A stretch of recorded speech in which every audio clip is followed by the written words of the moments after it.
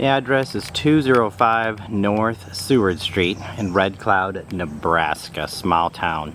Full of family, friends, and just quiet, peaceful sounds as you can hear. This is an investor or handyman's huge opportunity here.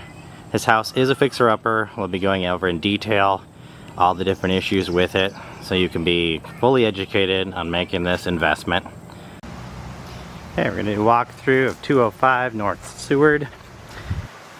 Front door here. This number to call if you want to set up. Just leave a voicemail or a text message there for doing a walkthrough. Beautiful front porch here. This could be screened in, or there's windows I'll show you in a second. Look at that nice view. It's awesome green. Going in here to the great room, which is huge. I'll put a link here in the description of this video for getting the full description, but basically 1,148 square feet, 3 beds, 1.5 baths, if you do it the way I described. And sold as is, obviously. The square feet for the lot is 3,550. Also includes 40 windows, vinyl siding. And the outside is the investment property looks humble with 2 old-fashioned gables. But once you see the inside with this nice open floor mat, it just looks amazing. But really spacious, untapped potential. Front porch could easily be screened in or use the windows included with the house for a huge open feel. 14 feet by 8 feet or 112 square foot fresh air porch to enjoy for the small town Nebraska sunrises, sipping on coffee or tea. Escape the rat race for laid back living. Friendly neighbors, start your life over, move on to the next step if you've got maybe living in a different situation and you want to make your own house. Property boasts the solid great room that we're looking at here for 312 square feet. That is 12 feet by 26 feet long. Wonderfully huge. This is definitely a diamond in the rough in the middle of a small town community of Red Cloud, Nebraska. Don't wait, this is going to sell right away. Set up a time with me at my phone number at 402-401-0249 if you want a virtual walkthrough with me via Zoom or Google Meet or something of that nature. We can walk through it and I can really tear apart any other things that you want to see if you're out of town. Be happy to do that for you. And the main floor again has this mudroom over here, which is 6 foot by 10 foot. So that's a large area. You can even do that as if you screen it in. It's already got windows there and it's already screened in, and you could very easily do an indoor garden there, a year-round garden. Like you could grow stuff year-round because it gets cold here. If you're not from Nebraska, it'll get to negative 10 degrees in the middle of winter. And it'll get to 100 degrees or 110 degrees in the summer. So there's definitely 4 seasons here. Beautiful fall. You'll love the falls here. Okay, welcome inside the house at 205 North Seward Street, Red Cloud, Nebraska. We're gonna go through a deep tour here. Gonna try to do my best to point out all the things that you would need to know as an investor or as a handyman trying to fix things up. This is the main room, the great room, which is when you come in right in the front door. It is right at about, let's see the square footage here.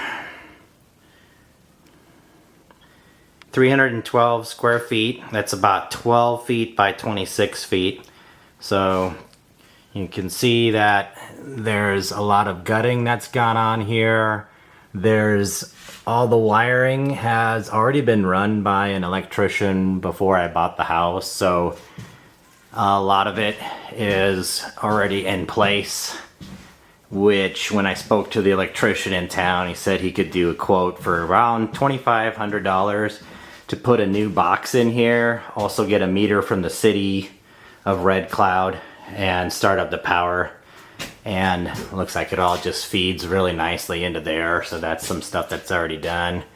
And these ceiling fans may or may not be salvageable. They look a little rough. And the wood floor is pretty good looking. I think this could be stained and it would look really good. I think it's salvageable.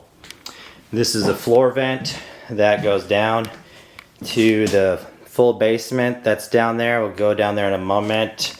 They probably had some kind of heating system that blew up the air from the basement, blew it up through this vent here, and then it would go up to the second floor just naturally because heat rises through that vent.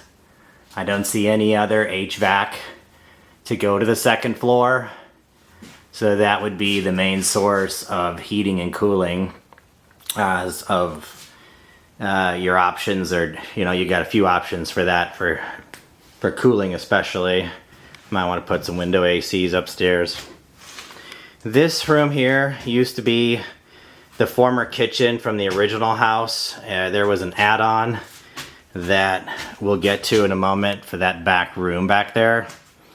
But right here is where they had everything plumbed for the plumbing for the kitchen prior. So when they were renovating this, as you can see, I've got this down to the studs. Still got the electrical stuff running really good there. There's stuff all over the place for outlets. I think that this room would serve better if it was altered into like a bedroom, and this area here where the sinks used to be would be a great area for a nice closet. And you could definitely fit a full-size bed in here, maybe a queen. Probably be pretty darn tight for a king. That's not the biggest there. The square footage on this room, let me get that for you here. 1 second. Is 8 feet by 13 feet. So 8 foot long there, 13 feet long. So you can do some math there and take off for the closet there. That would just be a great place for a closet. That used to be a window. They sealed that up. You got this window here. Lath and plaster. A lot of it has been removed. The ceiling. This would just be a great bedroom. Going back to the main room here. This is the front where this goes out to the enclosed porch there. I'll get to that in a moment when we get outside, but I just wanted to cover everything inside first because I know that's probably what you're more curious about. This is all the siding that comes with the house. Different colors, so you could use that as you want for this house, or just sell it and make some money back.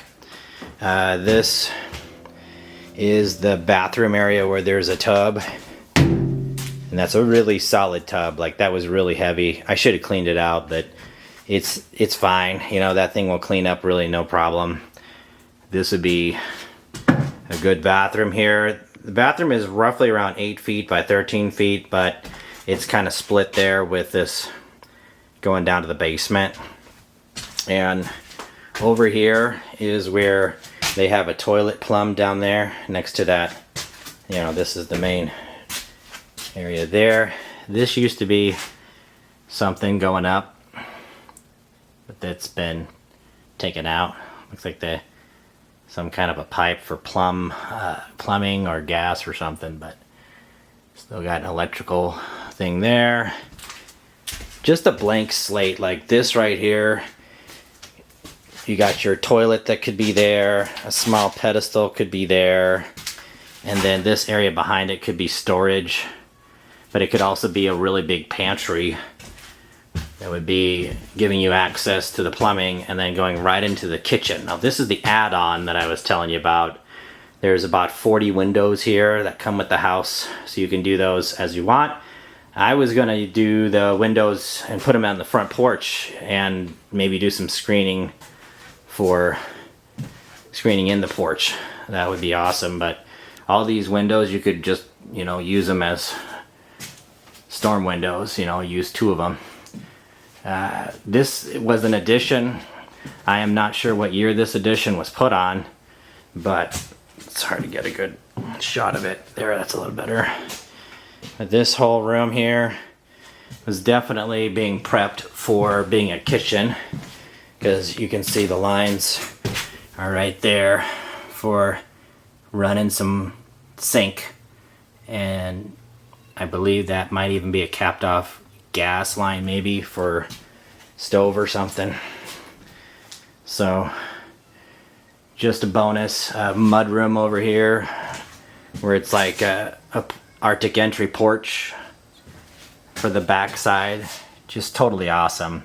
I mean, yeah, it's a little rough on out here, but you could use that siding to button this up. And this was probably the original door that came in the back to the living room before they did the addition, and just you can see that they just added this whole porch on, as well as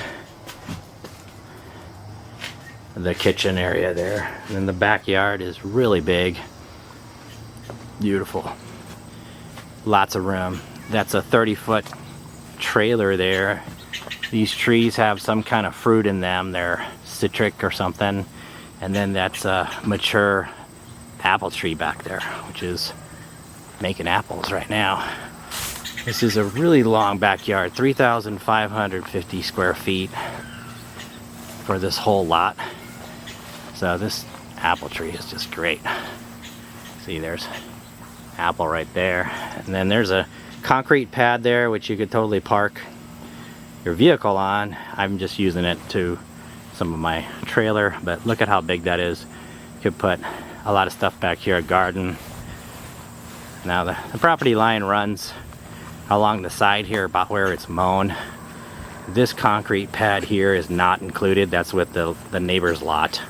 So that has nothing to do with the purchase of this house.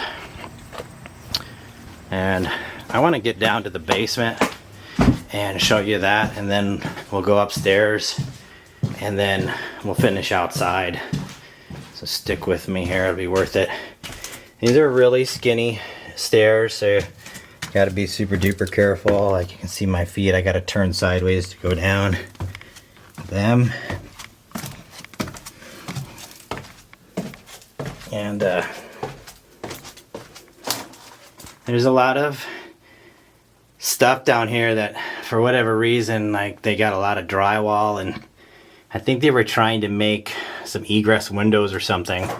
But here's the plumbing that I tell you has been replumbed. You know, it's kind of raw and not quite well, you know, positioned and everything because it's been abandoned for so many years. But I love how you've got the foundation here with the extra storage that you could just put totes there. That is so cool because it's hard to find storage. And this goes the whole entire basement here. You've got this extra storage area to just put tons and tons of totes, and you can put built-in drawers or whatever and everything here. But this is where it gets a bit dirty, and this is the worst area because there was a water heater here. I doubt if that works. It looks kind of nasty at the bottom there. They took out the plumbing here, and this is how they replumbed it. This is the new main, and then that used to probably go over here because that's right below where the kitchen used to be, but they've ran that smaller PVC pipe there to go up right there to the bathroom, and then that big one right there is obviously the sewer main for where the toilet is plumbed, right under where we were talking about. And then that smaller PVC pipe goes all the way over here, like I was telling you, to go to the kitchen area where the addition is right above there. So like I told you, this is the downstairs area where just lots of storage there, and that could be busted out right there and you'd have an egress window. You've got 1, 2, 3 opportunities for egress windows down here, and they've got just a lot of electrical, 1, 2, 3, 4 lines of electricity run down here that, you know, then we're planning on having several lights or something down here. And that's just like a regular wood post or whatever, and that's actually looks like a little tree for a post support there. Still got lights there and plumbing. Looks like a temporary plug in there, not very permanent. And then here's where there's just a lot of drywall. This would probably be half a day's work for somebody to clean up for $100, you know, and I could do it, but it's a lot of work with putting it into a bucket or something and taking it upstairs one bucket at a time. Or if you're a handy person and you can knock out that window, all of this can just go right out that egress window. That'd be so much easier. And then it'll go right out to the base. And over here, it looks like there used to be some kind of box there, which I don't think does anything now. It's probably not wired at all. So that's the basement. There's a little bit of crack there in that part of the foundation. Get a little bit closer here. There's a lot of spider webs. It's not the worst crack. It's not like the house is gonna fall down or anything like that. I've had some people look at it that are in the trades, and they said that the foundation is actually pretty solid from what we're looking at here. Not a lot of major cracks. I mean, there's one right there. It kind of runs the length here, and you can try to argue with me about the foundation, but it's pretty dang solid. I mean, I would guesstimate that right above there is about 2.5 feet of concrete that's just so solid where that storage area is. And yeah, there's some cracking in it, but anything that's built in 1900 is going to have some cracks in it. So that's, you know, I don't think that's much of an argument that this whole house needs to be fixed up. I'm not hiding anything. I'm being really honest. But I think that the clean slate that it's on, there's a nice solid concrete support there, just doing a great job. So this is really the worst area right here. I wanted to show that to you so you had an idea of what the basement's like. And the basement is a good square footage, 12 foot by 14 foot paved down there. So it's not dirt, it's paved, so that's really nice. And so clean up all that drywall, no worries. Here's the steps. Again, this is the addition where the kitchen should be. Goes right into the steps upstairs. Could go into a pantry here or another entryway to the bathroom. I think a pantry would be way better use of space. But you're the next owner, so you can decide. And then you also got into the living room, great room, where you can have a dining area and a living room, and then that bedroom back there. That's how I would do it. Just a great flow, very open. Let's go upstairs. So there's power switch and some power coming down. Stairs again are very super duper skinny. And this is a really good bonus here. I love this area. I'm calling it like a breakfast nook above here. And that's where that plumbing is, above where the bathroom is. So I think it'd be really easy to put a nice rail on there and transform that area. And you could also take the plumbing over here and do another toilet. This is a hallway. And you could totally take some square footage there and at least do a half bath up here and put a toilet and a sink at least, and you'd have a bathroom upstairs, which would be super nice. You see the railing used to be there. And this is a good square footage here. This breakfast nook is like 10 feet long by 4 foot wide. So my kids would fit in here no problem. 10 foot long, that's awesome. And I'm gonna go over here and show you the bonus storage area. Huge attic space. You can really get in there So good. You got access to the electrical. They've already put some boards on there where you could walk around. Could finish it out even more. Put down some insulation. Finish up the sides in there. There's the skip sheeting there, where they have a sheet there and an empty space on purpose, and then another sheet. Like, that's how they used to do it in the 1900s, is what a roofer told me. And as you can see, so much bonus space. I mean, that's the same size as the room downstairs. That's the kitchen. And the kitchen area is, let's see here, 11 feet by 12 feet. So what a great room. And you don't have to duck down that much, just a little bit. It's probably about 5 feet tall at the apex there in the triangle. Huge area there for putting storage. Just a great bonus. I was so excited when I first saw that. Because these houses are hard to find storage. But there's plenty of it here. Here's this little hallway here that is 20 feet long by 6 foot wide. Just awesome. I mean, lots of room here. You could put chairs 20 feet long. And then here's a room here, which has, it looks rougher than it really is, because that's just like, wallpaper coming down. And then this is some kind of heater of some sort that they just plugged in, it looks like. Maybe has a pipe on the back. Oh, it looks like it had a gas connection potentially on the back, but they used this as some kind of secondary heater back in the day. And this is a pretty decent sized room here. It's 12 feet by 10 feet, not bad. And then the bigger bedroom is right up here. This is massive, 20 feet long as the hallway, 20 feet long, and it's 10 foot wide here. So hard to probably grasp from this video. Let me see if I can get a better view. But yeah, this would be a really big, spacious bedroom here, like just awesome. Like, it's just great. And I'm not saying that because I'm trying to sell it, but it really does feel wide and open. If you were here in person with me, you'd be like, oh yeah, that's a nice size room. So it does come up at the angles and then comes over this way.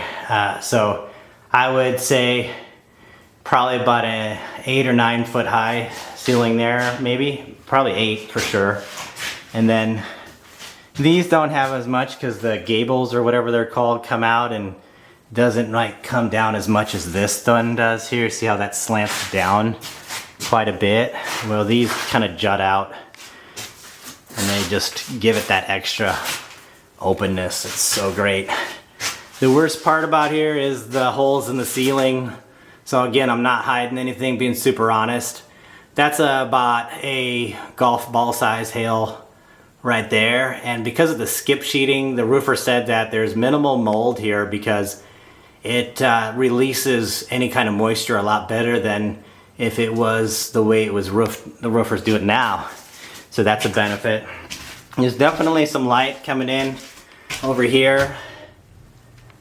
We can actually see out there. So there's a large hole in the roof right here. It's covered up by this board. And, you know, it looks like some potential water damage. I mean, that looks pretty water damagey to me. I know that's not a real word, but. And then over here, there's another hole, and those are the holes that I've found. So you can see some kind of moisture over the years has run down here and just going down all the way. And that looks like that potentially is probably some mold. And up there's a board covering the hole. That's probably the worst corner there. I'll try to get a view of that outside in a moment. But I'm not hiding anything. This clearly needs a new roof. The roofer in town said that it would be like $12,000 was the best quote I've gotten so far. So I'm asking currently $24,900 because I just figure the square footage is 1,100, almost 1,200 square feet. and there's definitely a lot of value in the frame and just how the house, you know, the house itself with some TLC and just some drywall and just some minor renovations would really create such a different feel to it than having everything gutted, obviously. But 1,200 square feet, you know, you can do the math. I think it's around $21 a square foot or $22 or something like that to get to the $24,000 mark that I'm asking. And I think that's reasonable because it's $80 to $90, sometimes $100 depending on how nice the house is. But for a fully renovated house, per square foot, you're looking at $80 for something very complimentary, like a comp to this house. If it were completely done on the market, I would totally sell this for 100 grand. Like, there's no doubt. And I'm not, you know, I'm not gonna be naive or anything. I know that probably put about 40,000 into it, maybe a little more by the time you're done with the roof, the electrical, the water, the heating. There are many ways to keep that budget down, obviously, with different, you know, you're the handyman, you're the investor, so you would know ways to make HVAC be cheaper.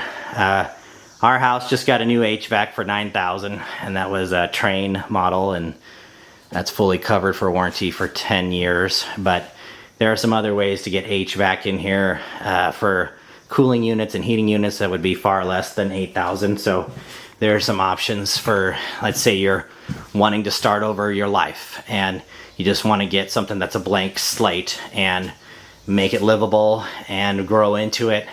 I think you could really spend quite a bit less than 20, you know, maybe 20,000 or so to get this really livable. And with a brand new bathroom, plumbing everywhere, heating and cooling, and the new roof. I think that, you know, especially if you're really handy and you can do a lot of it yourself, definitely that's realistic, especially if you got some connections. Get them electrical in here. Let's go outside and finish up here. Thanks for sticking with me. This is the front porch, and it is really awesome. Let me get the dimensions.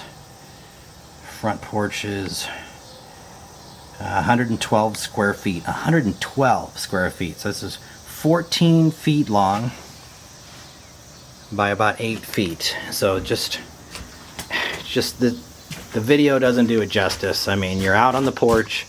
It's open air. You got this great view of just grass. Nice neighbors. Just look at all that green grass, just awesome. This area here kind of isn't fully closed in there, and there are definitely some holes there from being bombarded by hail over the years. You know, there's a big hole right there, but all of that would get fixed with the roofing company. And I'll show you a different view here. So that's what the front porch looks like. Just beautiful. You can sit out there and sip on coffee, enjoy the cicadas in the background. Just great Nebraska noises for anyone who's familiar with country living out here. Small town living, I should say. It's not really country living. And I do want to bring to your attention that this is not supported very well. I mean, look at that. There's just some bricks there. Okay. And the concrete's there, so it would just need to be jacked up by like a high pressure jack, and this thing could be leveled out super simply. As you can see, it kind of slopes down. The further you get closer to those steps, it definitely has a slope down. It's not even at all. I would say probably a 15-degree slant there, but it's just being supported by those little bricks, so, and a cinder block. You jack that thing up and it will level out, no issues at all. There's some patchwork done there. Over here is where I told you I'd try to get some good footage, and that is where the roof is the roughest. Let me put down my phone here for a second, see if I can zoom in. Sorry for the motion there. Try to zoom in a bit. So yeah, that's where the roughest part is there. There's about 3 of those slats or whatever they're called exposed. And you can see there's probably 5 layers of shingles in that area there. That would all need to come off. And that skip sheeting is doing its job. I love the acorn, what do they call it? Gold gingerbread house look there with the scallops. Just super cool. And those gables or whatever they call this is the area where that bathroom could be added upstairs, where that window is. So much potential there. And again, peaceful. Just everything you'd want in a small town house. And you know, I just want to end by thanking you very much for watching this video. This is a phone number you can get a hold of me at, 402-313-4943.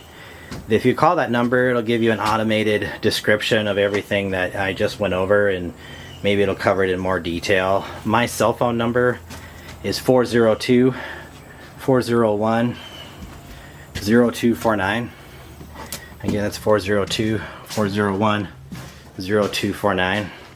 And I just want to end the video here by just reading the description that I have on the Facebook Marketplace real quick, and I'll keep walking around the house here. So this is a huge investment opportunity for a handyman or to add to your portfolio of rentals that you have.